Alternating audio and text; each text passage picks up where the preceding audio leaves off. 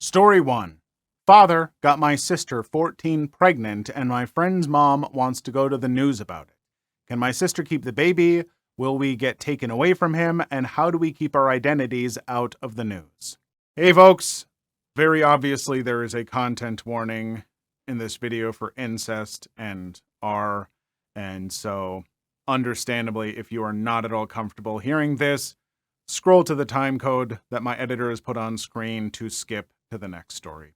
State is Colorado. My sister 14 is pregnant and wouldn't tell me who the father is. We've not told our father at all. She finally broke down and told me our father has been R-ing her for the last 4 years.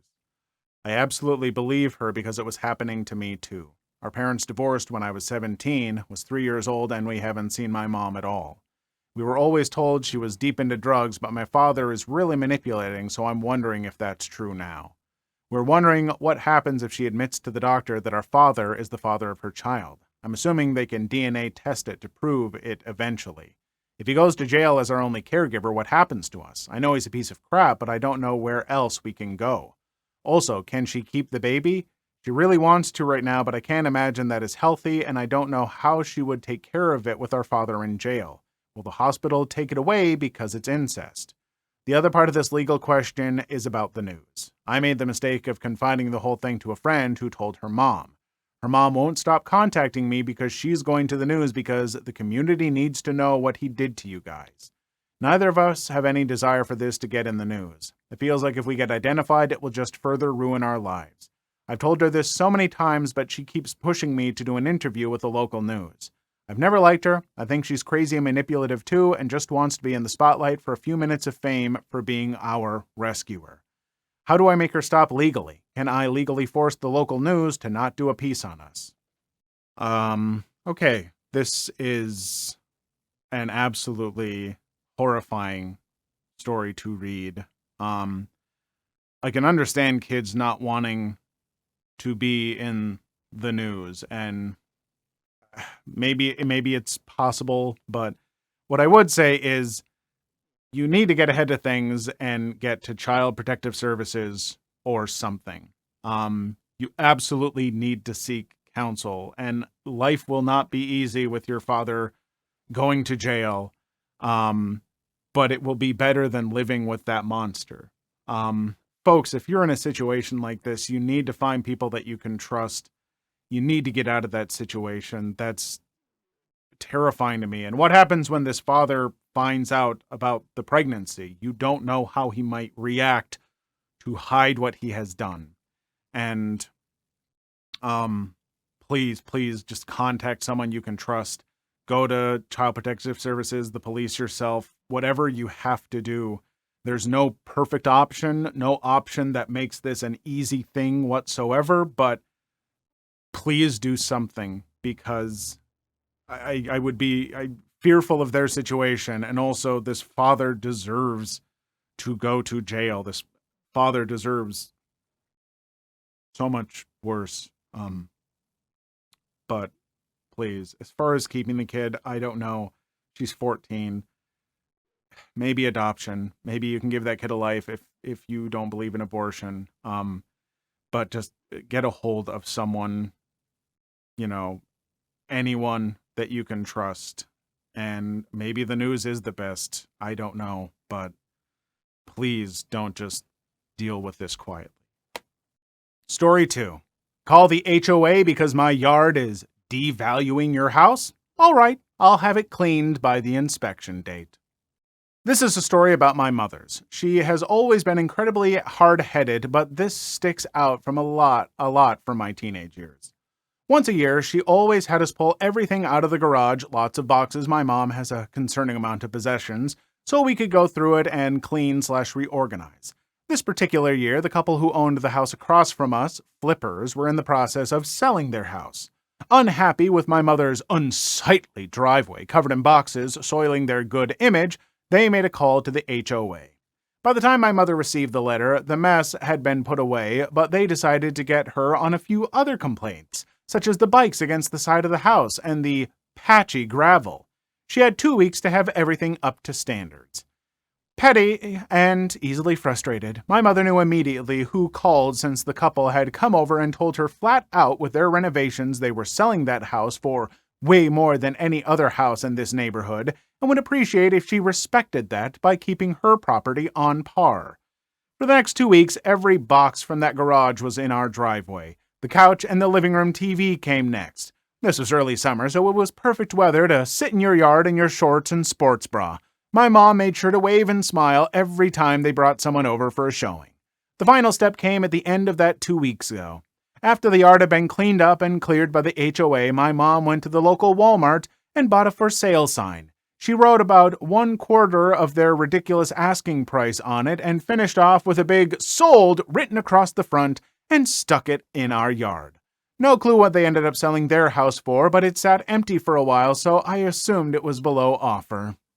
So look, I don't immediately want to say that like all house flippers are just kind of gross. I don't think they are. I think there are some people that do a very good job taking houses that really need some work, bringing them up to code. They make a profit and they put in hard, good work. Good house flippers absolutely exist. There are a bunch of them that are a-holes that do really shoddy jobs and just try and get as much money as possible and are not respectful to other people. And all those house flippers deserve to deal with neighbors like this constantly. Dear people in the neighborhood, if there are house flippers who are absolute jerks, find every way you can to get them, please. Let's stop some of the unnecessary money-grubbing house flippers and encourage more of the good ones who actually take these houses that actually need to be flipped. And let's get more of those people. The rest of them, ooh, I hope that they get this neighbor every time. Story 3. She tried to stop me from saving a man's life. I worked in an emergency room ER for 6 years, so I am full of stories, but when it comes to petty revenge, this one sticks out in my memory. P, patient, PD, patient's daughter, CP, critical patient, me. Every person who's worked in the ER knows that Mondays are the busiest days of the week, and also when all the crazies come out. This day was no different. I worked as a nurse in triage, where you initially get assessed in front before going to the back. Here we determine who needs to go back first and who can wait. It's not a first-come, first-serve as most people think. We had a few stretchers in the front for people who needed to be monitored a little closer or needed IVs, blood draws, labs. There were 6 stretchers, but this day was so busy, all 6 stretchers were filled, plus 5 more in the hallway. This lady came in on an ambulance, but because her symptoms did not indicate an emergency, she was put in stretcher triage to wait her turn. She was in a lot of pain. After assessment, I recognized her symptoms as being caused by gallstones. Painful, but not life-threatening. We put her on a stretcher, started an IV, drew labs, and hooked her up to the monitor just in case. A few minutes later, PD comes in the front door. One look at her and we knew she would cause problems. She had everything from the shoes to the haircut, a classic rich Karen. When she saw that her mom was still in the front and hadn't seen a doctor yet, she started screaming that she knew the CEO of the hospital and that we would all be fired if we didn't get her mom back to see a doctor right now. We explained that her mom had a history of gallstones, and even P was saying that she has had this pain many times because of the gallstones. We explained about being really busy and that there were no rooms available in the back, and we'll get her back as soon as we can. She eventually calmed down, but was still nasty. About another hour later, another patient, CP, came in and was put in the stretcher beside P and PD. This patient had worrying complications, but on initial assessment, we could not find anything wrong. Now, as a nurse, you learn to always trust your gut. When your gut sounds an alarm, you listen. Something about this patient was setting my alarm bells off, but all his vitals were normal, and I had no solid evidence to declare him an emergency. I hooked him up to the monitor and kept a very close eye on him. I let the charge nurse know of my concerns, and she said to let her know as soon as something changes. Not 5 minutes later, something changed. Now, this time I should explain that this hospital was a level 1 trauma center, meaning we get all the bad cases from car crashes to gunshot victims. We were in the middle of gang territory. Since we had to be ready for any traumas like life-threatening injuries, We had a room with 3 beds that was closed off from the rest of the beds because traumas usually involved a lot of people and a lot of blood. Even on busy days like this one, those rooms were empty unless there was a trauma patient. Now, back to critical patient. I was taking vital signs of P when I looked over to critical patient. I noticed a worrying change in his rhythm and stopped with P to start assessing critical patient to see what was going on. That did not sit well with PD. She actually grabbed my arm and told me to finish with her mom. I jerked my arm free and said I had to make sure the critical patient was okay. As I turned around to critical patient, his rhythm went into VFib, life-threatening rhythm. I called the charge nurse to inform her of critical patient's condition, all while unhooking critical patient from the monitor and throwing his bed into drive. As I started pushing him back, PD actually jumped in front of the stretcher and stopped it. She's screaming that her mom was here first and needed to be seen before critical patient, and screaming that I was a liar and that she was going to get me fired. I'm usually a mild-tempered person, but knowing critical patient was literally minutes from dying, I said to PD, "You have a choice. Get out of my way or get run over," as I started pushing the stretcher forward. Now I'm really good at pushing stretchers fast and getting the patients where they need to go in a hurry, one of the reasons I was part of the trauma team. PD decided to stand firm, but she saw I wasn't going to stop and jumped out of the way just as I was an inch from hitting her. Unfortunately, she did not move fast enough and I ended up running over her foot. At this point, I didn't care and got the patient back to the trauma room, leaving PD screaming, lying on the floor. We spent about 30 minutes on critical patient, but he ended up dying. By the time I got back up front, P and PD had been taken to the back to see a doctor, but my charge nurse warned me that they were filing a complaint against me. A few days later, the actual CEO of the hospital came to visit me on my next shift. He was known for being a kind and fair man. Since this happened during a time before cameras we were put in the ERs, he had to take what happened from word of mouth. Apparently, PD said I assaulted her several times and put her mom's life in danger by not assessing her properly and that I should be fired. Turned out that PD did actually have gallstones and nothing else. Also, PD's foot was broken due to me running over it. I calmly explained what happened and that PD's actions might have ended up in critical patient dying because of the delay she caused by her actions. When I got to the part of what I said to PD and ran over her foot, the CEO actually started laughing and then tried to cover his mouth to hide his laughter. He explained that PD was a friend of his sister and he knows what kind of a person she is. Not only did I not get fired, he put a personal note in my file praising my actions. On my next review, I got a large raise plus a bonus thanks to the CEO's note. I mean, good on that CEO for being a, reasonable person and believing the poster here. And also, to that woman jumping in front of a cart that is being, wheeled away in a panic, I'm glad your foot got broken. I'm so glad your foot got broken. I am sad that charges weren't pressed against you because your delays may have contributed to that person dying. Frankly, I think that that person's family should sue you. Or maybe the hospital should press charges or something, because you don't get to decide who goes and gets taken care of just because your mom's hurt. They're medical staff. That's their job. If you want to make those decisions, go get the degree and work at the hospital. Oh my gosh, I know that you care for your mom and you're doing it because you're worried about her, but maybe don't be just a complete and total a-hole and you won't get your foot broken. God, people! Story 4. Am I the a-hole for how I fought my boyfriend's medical bill going too far? My boyfriend had to go to the ER after an accident, and he got a truly ridiculous bill back. I offered to fight the bill for her because I've done it before, and he said sure. I went all out because honestly, if we were out $5,000 after insurance, that would F up our holiday plans pretty bad. So I had him call the hospital and authorize me to handle his bill and assess his medical histories, got an itemized bill and compared the prices for each code to the fair prices, called billing to dispute the bill but was told that billing only collects bills I'd need to contact admin to dispute, bounced around a call center for hours trying to get someone who was actually qualified for bill disputes and getting nowhere. Google and LinkedIn searched for the hospital board of directors and upper management, got 30 emails of the most influential people at the hospital plus the hospital's investors.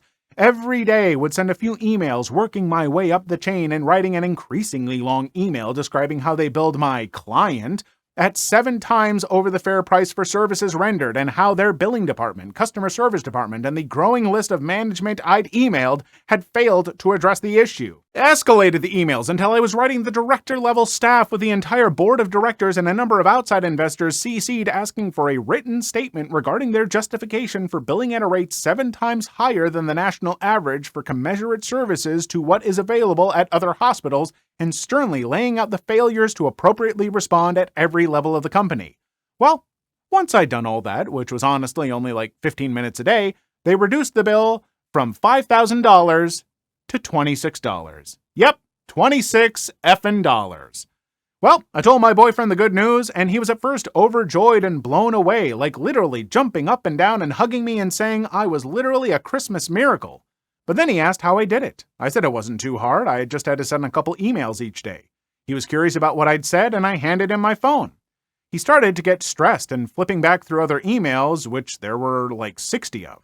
He told me I went way too far. He was expecting me to dispute through their billing department or something normal and reasonable like that, not the internet stalking every single manager and board member and investor and harassing them into dropping the bill. I was frustrated because I saved us $5,000, actually made it possible for us to afford a nice Christmas and save some money, and he was mad at me because I'd been a bit of a hard butt. I was furious, and he was also mad at me, saying he authorized me to dispute a bill, not basically threaten and harass a whole damn hospital for weeks. Am I the a-hole for how I got my boyfriend's medical bills dropped?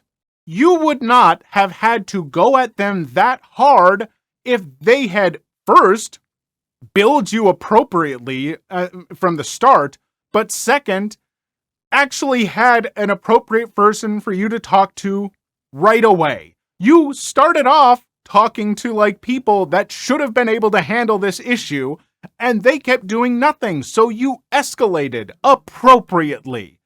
No, you did not go too hard. Frankly, you went clearly as hard as you had to actually get them to pay attention. If a company is not replying to you, they're expecting you. They are relying on you to just give up and be like, well, I tried and nothing came of it. I guess we pay $5,000. Nope, because they're not actually talking through it with you. They're not working with you. They're just stonewalling you. So break down the wall! Story 5. High school fundraiser refuses to supply grand prize Taylor Swift tickets.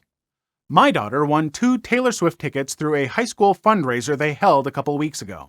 When asked about the tickets, the school said they weren't able to provide them and that it was actually a student that promised to provide them. This was done through a school club. In response, they said they would refund my daughter's $2 donation. Yay? This was a huge event at the school, and obviously she'd crushed. Students and staff all participated in the event, and it was big news when she won. As far as I can tell, this is blatant criminal fraud. The school collected money on the grounds that there was a prize, and the prize never existed, that we know of. Not sure of the amount raised, but my guess is that it was in the thousands. Students and staff participated in the event. What are our legal options moving forward? I've contemplated going to the press, but don't know if that's the right move at this time. She's a great kid, on the honor roll, and she lost someone very close to her during the pandemic. Not that any of this matters specifically, but she really deserves this and want to make it up to her. I want to hold someone accountable for this. Help!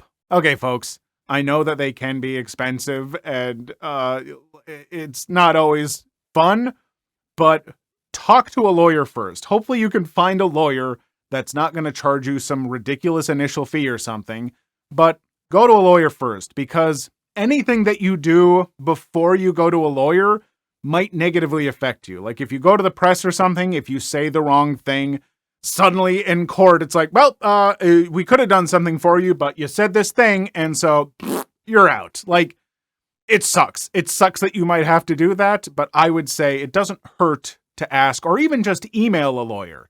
Email a lawyer and be like, hey, is this something? Should we come in and talk? What do you think? And they'll probably let you know.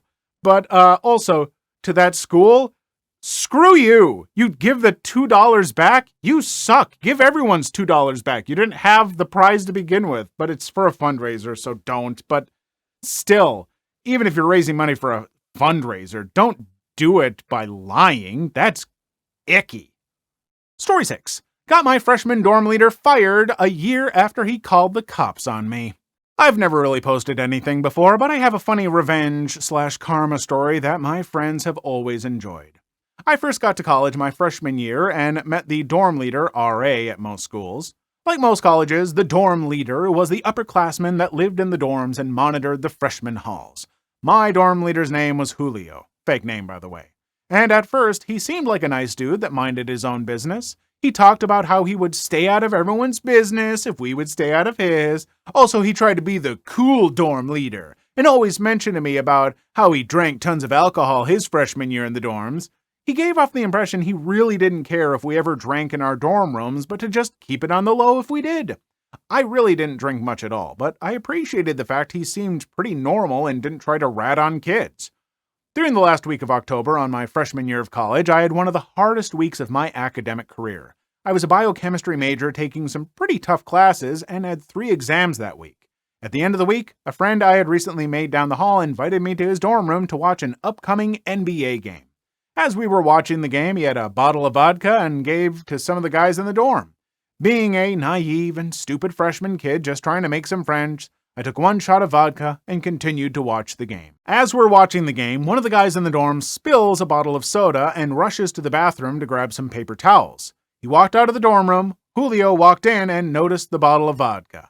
He laughed and said something of the sort of, "I remember when I was a freshman, haha, just try to keep it down." We thanked him and told him to have a good night. It seemed like a normal conversation and nothing out of the ordinary.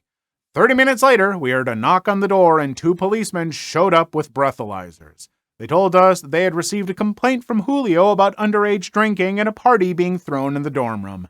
Remember, it was 3 guys watching a Lakers game on a Thursday night at 8 p.m. I ended up getting a minor in consumption charge for blowing a .02, had to do 20 hours community service, a reflection journal, and appeared to the Judicial Affairs Center at my college about my supposed drinking problem. I'm not blaming the officer for giving me a ticket, but I was pretty upset that Julio, who had always talked about getting crap-faced freshman year in the dorm, called the police right after he essentially gave us the okay for the night. A few weeks later, I saw Julio and straight up asked him why he decided to rat me out. Specifically, I asked why he didn't just tell me to head back to my dorm if he had a problem with the alcohol, instead of calling the police right after our conversation. He responded, word for word, with, "You made a decision and had to suffer the consequences of that decision." After that incident, I never really wanted to talk to him, but he always tried to be buddy-buddy when he saw me in the hallway.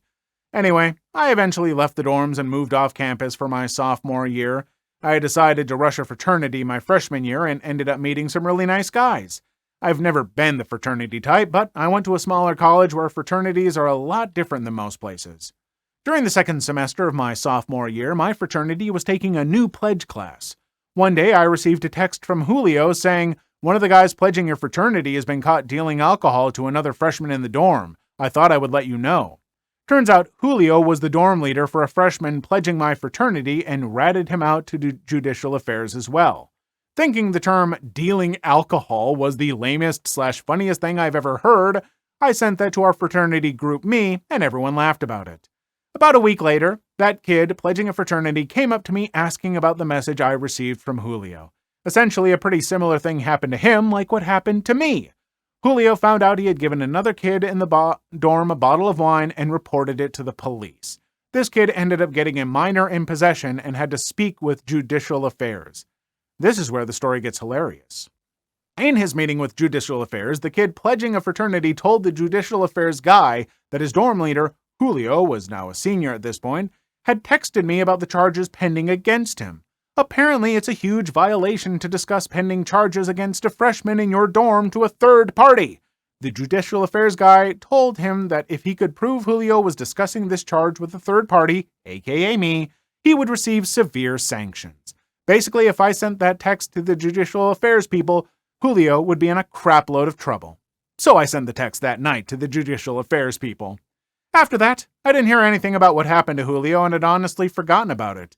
However, nearing the end of the school year in my sophomore year, I saw Julio at the dining hall and came up to speak to me. He tells me a story about how he knows I was the one who ratted him to judicial affairs, how he ended up getting fired from his dorm leader position, lost the scholarship money his dorm leader job provided him, and overall how crappy his life has been since he got fired. After going through his entire sob story, he asked me, "Why did you do that? This could have been handled completely differently. I didn't have to get fired and I could have kept my scholarship money." I look him dead in the eye for what seemed like 30 seconds and say, "Julio, you made a decision and had to suffer the consequences of that decision." Look, I do not have a problem with a RA, or I'm not going to call him a dorm leader anymore. They're an RA, who wants to be kind of strict. If you want to be strict and not allow that crap, and it's like, look, I got to follow the rules exactly. I'm getting scholarship money for doing this or whatever. Don't break the rules. Then be that way, but don't lie about it. Don't go around being like, "Nah, I'm cool, it's fine. I used to drink all the time when I was a freshman. Hey guys, see that you're drinking. Cool stuff." And then sneak away and rat them out like the dirty little snitch you are. You little, meh, they've been breaking the rules. Meh. Like, no, I'm sorry, Julio. You got exactly what you deserved. Don't be like that. If you want to be a stickler for the rules, own it. Just be open and honest with them so they know to just avoid you because you're such a little rat. Please leave your story in the comments. I would love to make a video on them in the future. Also, don't forget to like and subscribe.